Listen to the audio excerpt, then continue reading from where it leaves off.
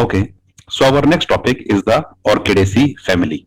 As you know, we are studying the angiospermic plant families, and among these angiospermic plant families, the Orchidaceae family is the last family. So, as the name suggests, the Orchidaceae family is relating with the orchids. Okay, as you know, the orchids are the very special kind of plants which can even survive on the trees, or they have the hanging roots in the air, but still they has the ability to survive by absorbing the atmospheric moisture. Right. So there are various characteristics very unique to the Orchidaceae family, and hence we are going to study the vegetative characters of the Orchidaceae family, then after the reproductive characters, then the floral formula for the Orchidaceae family, then the floral diagram for the Orchidaceae family, and finally we are going to look at the economic importance of the Orchidaceae family. Okay, now consider this is your syllabus. We are dealing with the paper 1 and the chapter number 3, that is phanerogams, under which you have to study gymnosperms as well as the angiosperms. And we are here at the last angiospermic plant family, which is called as the Orchidaceae. Okay, now let us consider the first point. See the distribution of the Orchidaceae, how this particular Orchidaceae family is distributed throughout the world. Okay, now see it is actually the second largest family of the angiosperm. Okay, this makes this family very unique because the members of this family are so large that it constitutes the second largest family among the angiospermic plant families. Okay, actually it is represented by the 900 genera. In and all, there were the 900 genera and 20,000 species are there. Okay, now you can understand why this particular plant family is said to be the second largest family, right? Which is the cosmopolitan in distribution. See, which word we are using here? We are using the cosmopolitan. Okay, their cosmopolitan literally means they were present everywhere.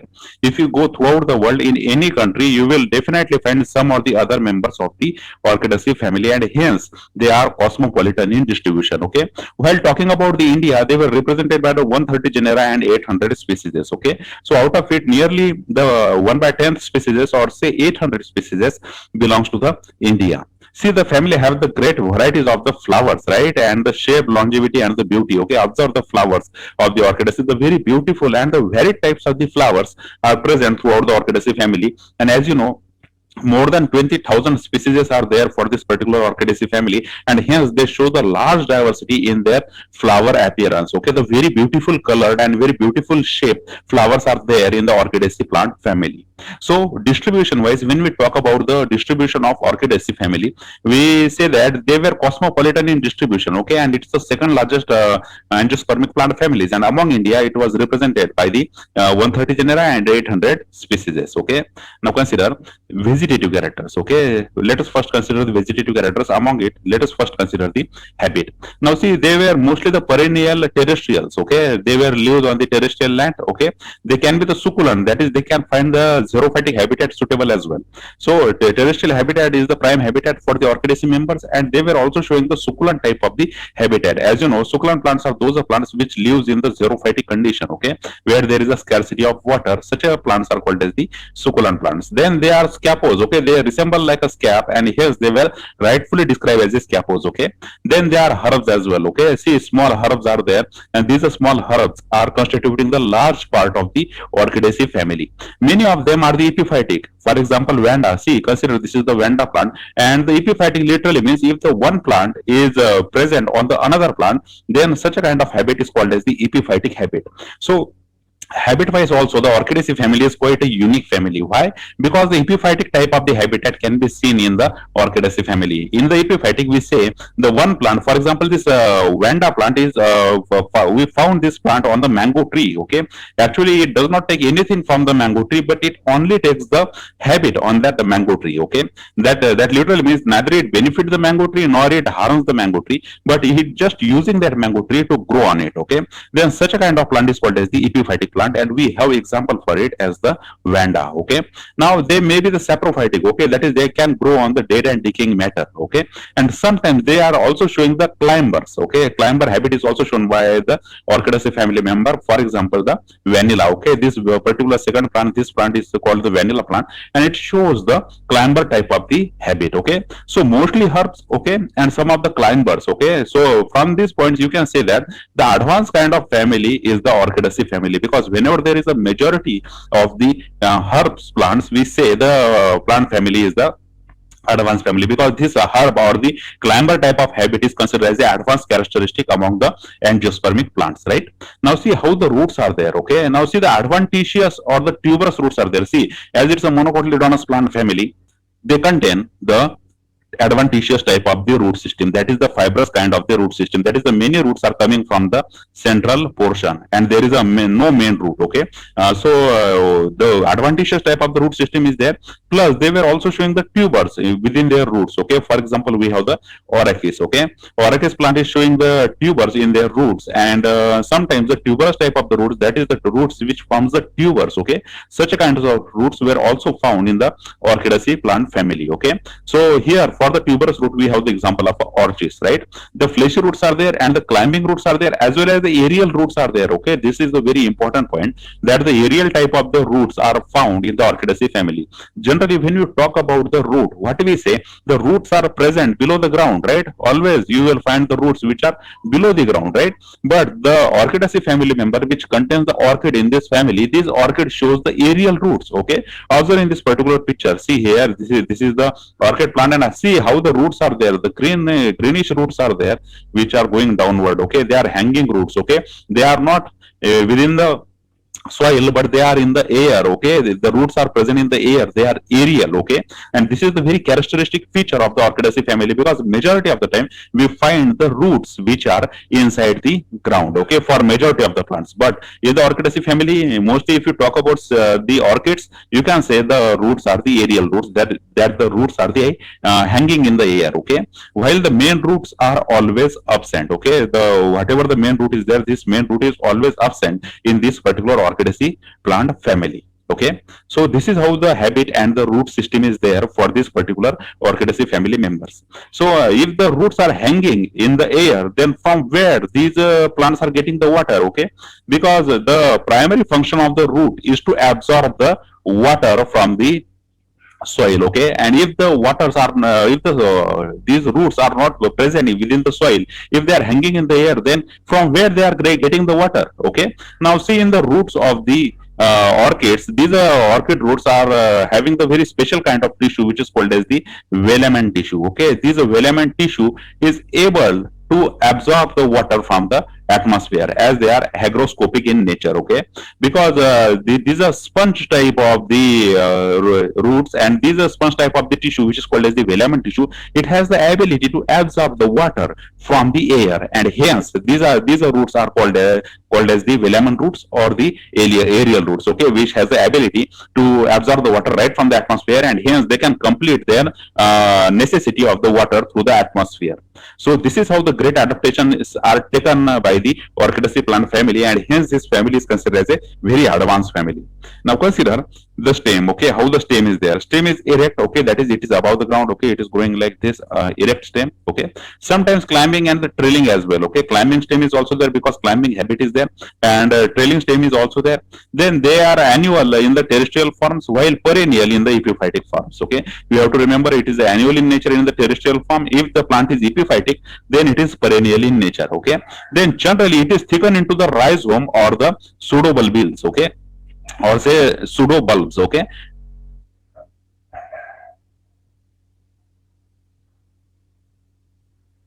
generally these are got thickened into the rhizome. Okay, or say you can say that the pseudobulbs are created, for example in the Phageus and the Bibliophyllum, and in both of these plants you will find the stem is got thickened. Okay, the thick stem is there, and this thick stem is called as the rhizome or the pseudobulbs. Okay, and for this we have the two example which is called as the Phageus and the Bulbophyllum. Okay, then they are bearing the aerial assimilatory roots. See, very important. Okay, here we have the example of a Tineiophyllum, and we are saying that they are assimilatory roots. Assimilatory roots, that literally means they are having the photosynthetic roots, that literally which can perform the photosynthesis and create the process.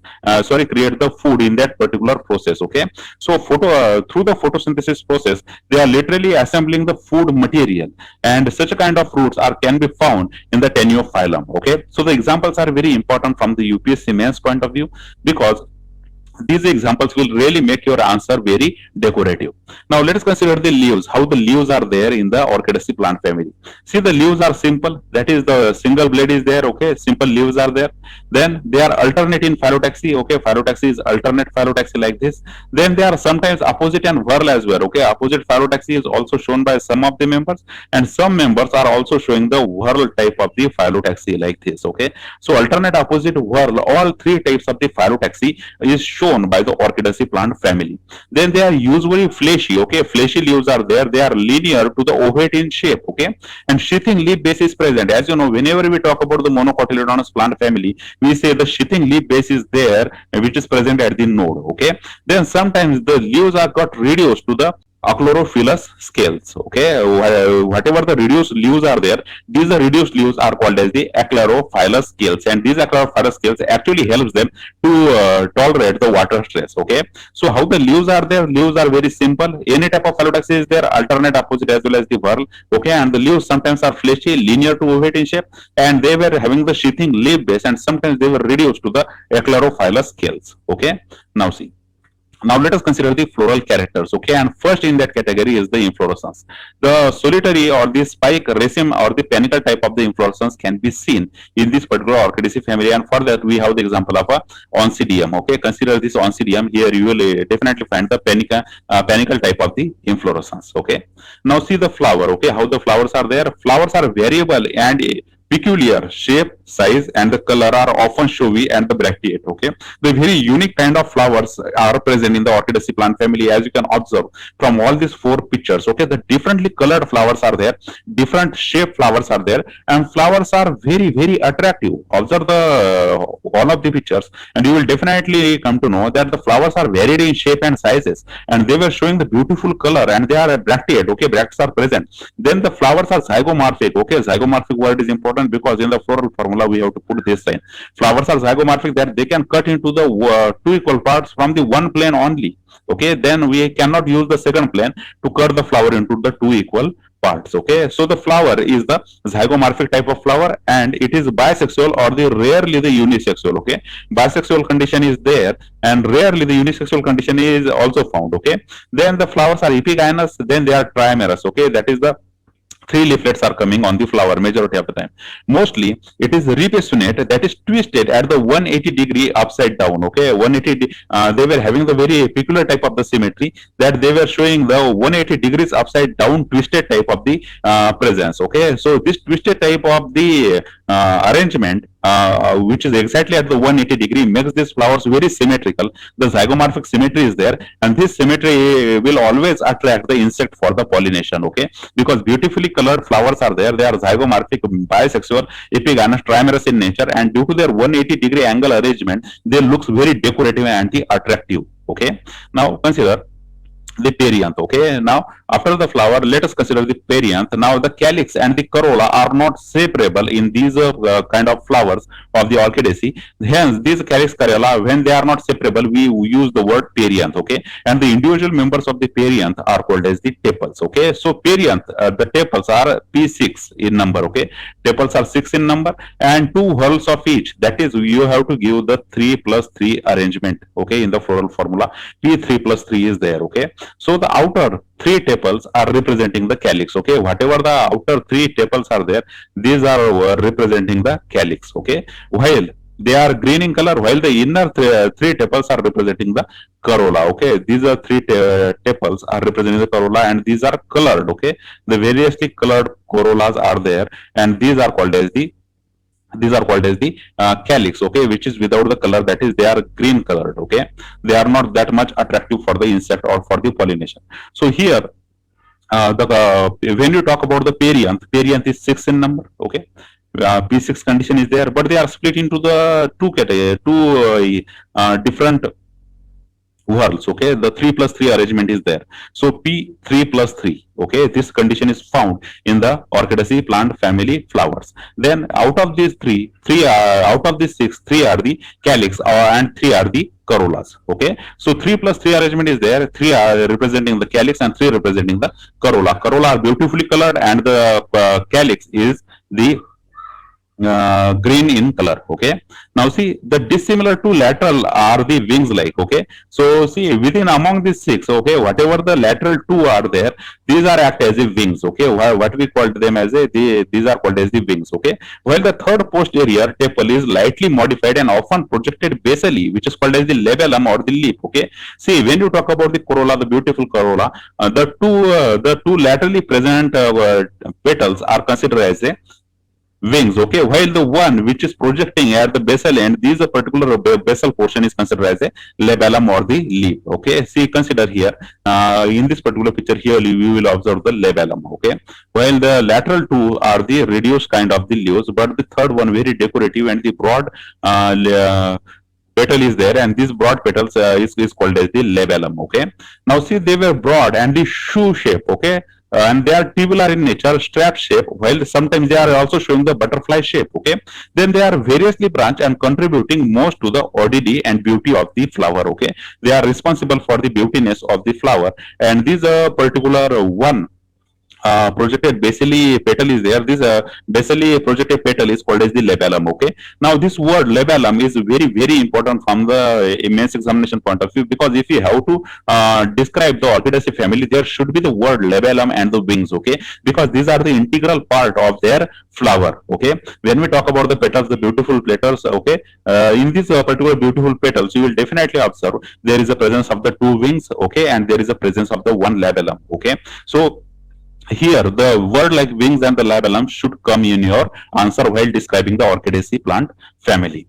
Now see the labellum is actually the posterior. It comes to lie on the anterior side of the flower due to the twisting of the inferior ovary through the 180-degree. Okay, now see we have talked about the 180-degree movement in the flowers of the Orchidaceae plant family. Actually, when we say the labellum is posterior. Okay, it is actually posterior in nature.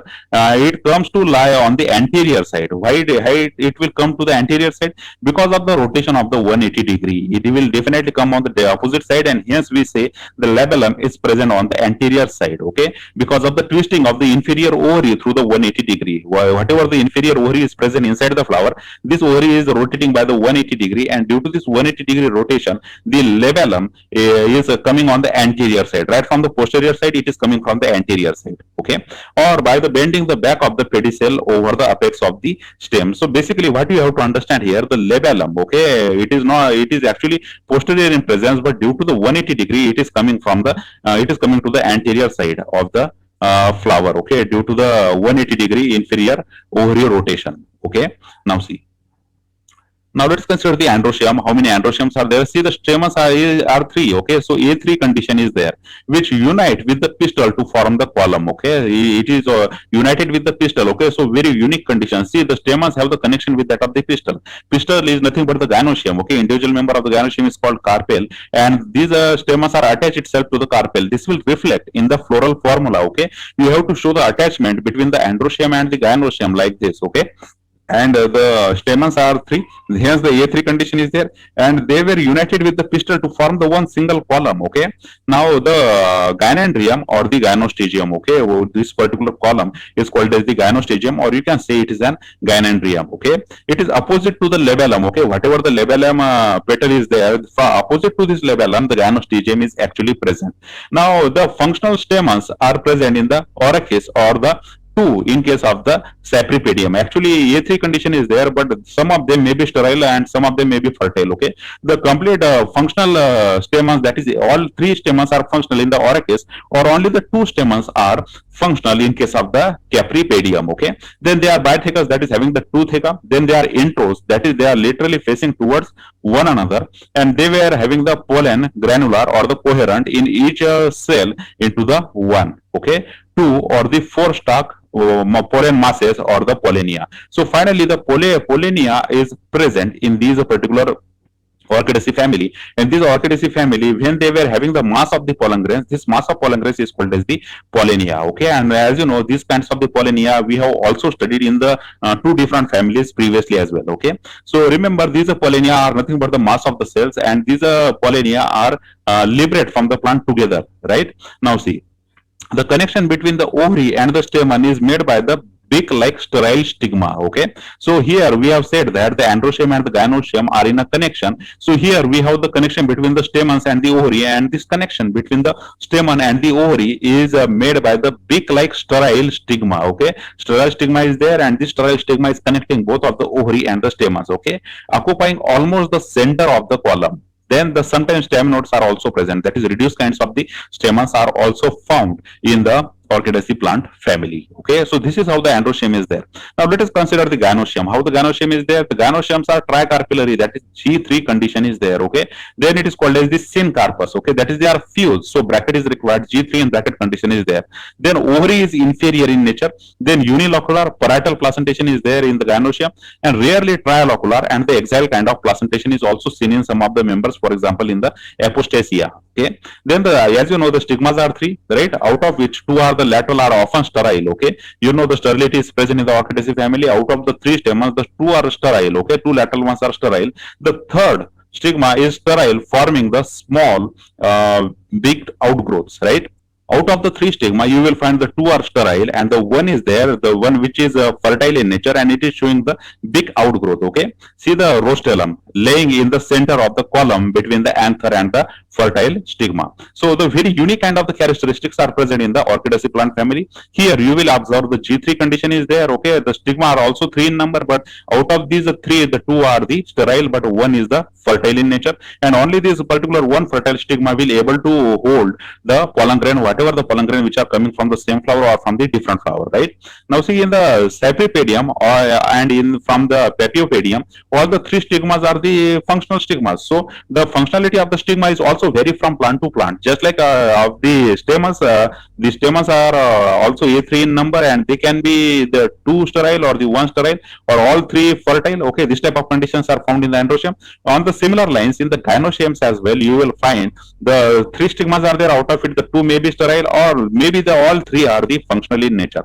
If all three stigmas are functional in nature, for that we have the example of the Cypripedium and the Paphiopedium. Okay, now consider the fruit. Okay, how the fruit is there? The capsule type of the fruits are found in the Orchidaceae plant family. Then how the seeds are there? See, the seeds are very small and they are very lightweight. Okay, their weight is very light. This is the characteristic feature of the Orchidaceae family, that they were producing the very lightweight seeds. Okay, then they are non-endospermic seeds. Okay, as you know, this is the advanced character, and the non-endospermic type of the seeds are produced by these Orchidaceae family members.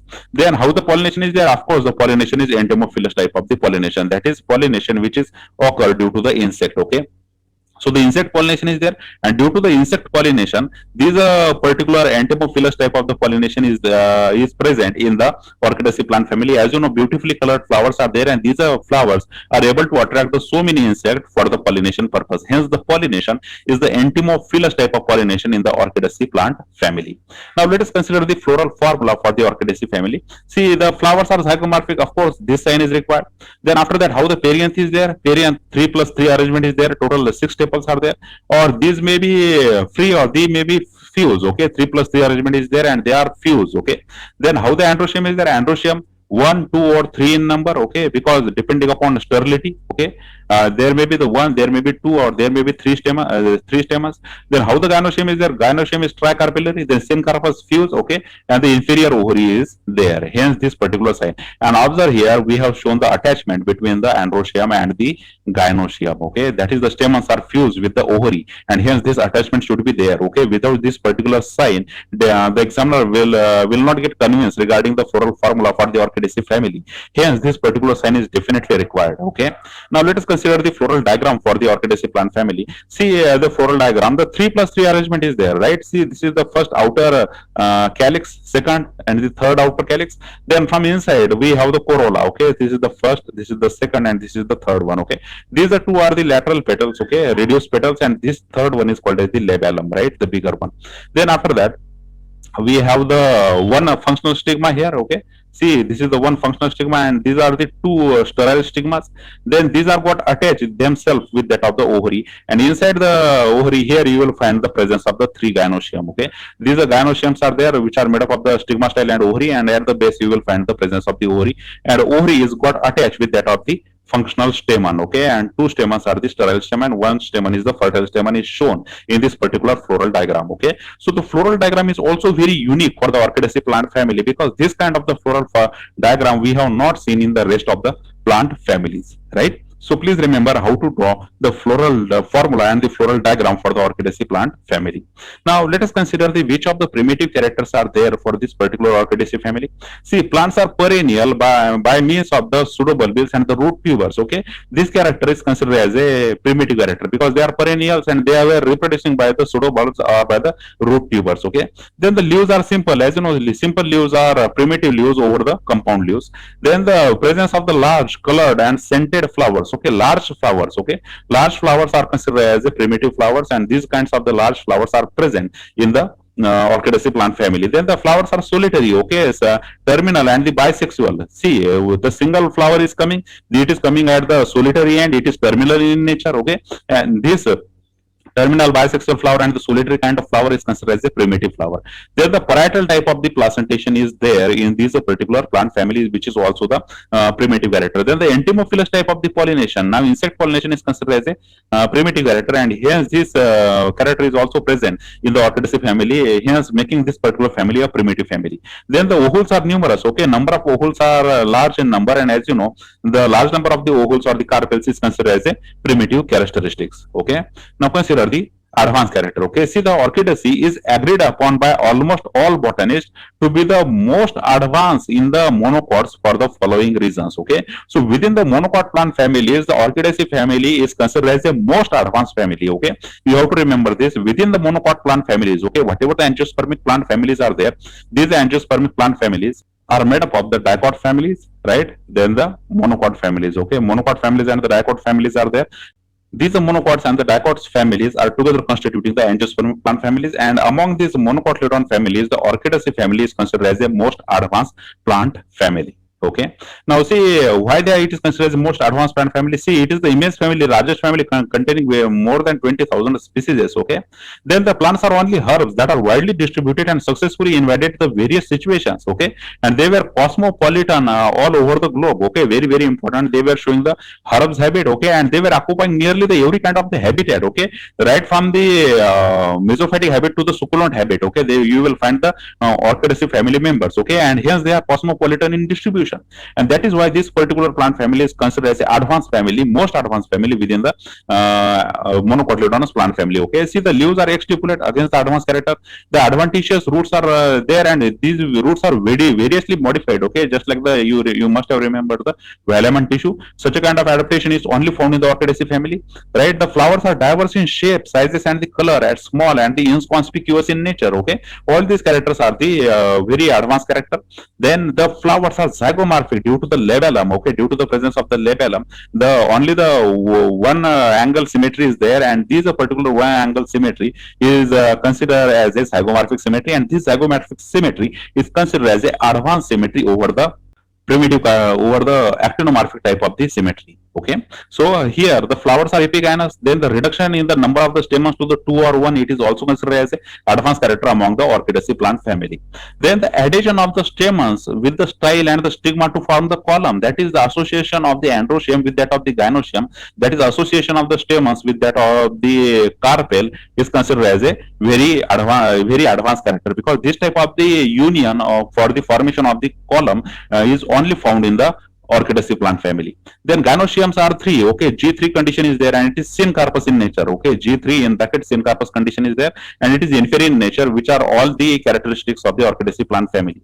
Then the reduction in the number of the fertile lobes of the stigma to the 2. Okay, whatever the fertile stigmas are there, these fertile stigmas are only 2 or 1 in number, and this reduction of the stigma to the 2 or 1 number, it is also considered as a advanced character. Okay, then the modification of the third sterile lobe of the stigma into the structure called as the restylum. Okay, this particular restylum, which is created due to the sterile stigmas, this kind of restylum structure, it is also the characteristic feature of the Orchidaceae family and not found in the rest of the plant families. Okay, now see, the pollen grains are agglutinate into the pollinia. Okay, that is, pollen grains are coming together forming the mass, which is called as the pollinia, and this pollinia is considered as a advanced character of the Orchidaceae plant family. Okay, now see, the fruits are very simple. Okay, how the fruits are there? Fruits are simple in nature and they are capsule-like. Then the seeds are the non-endospermic in nature and minute and lightweight seeds are there. So non-endospermic seed, advanced character, minute and the lightweight seed is also considered as a advanced character. Okay. Now let us consider the economic importance of the Orchidaceae family. Okay. First of all, let us consider the food. Okay. See, during the scarcity of the tuberous fruit, the Hibernaria, Susena, and the Orachis, the latifolia are used as a food. Okay, so not many of the members of the Orchidaceae family are used for the food purpose. But if there is a scarcity of the food, if the food is not available, okay, then the roots of these Hibernaria and then the Suseni and the Orachis latifolia can be used as a food material.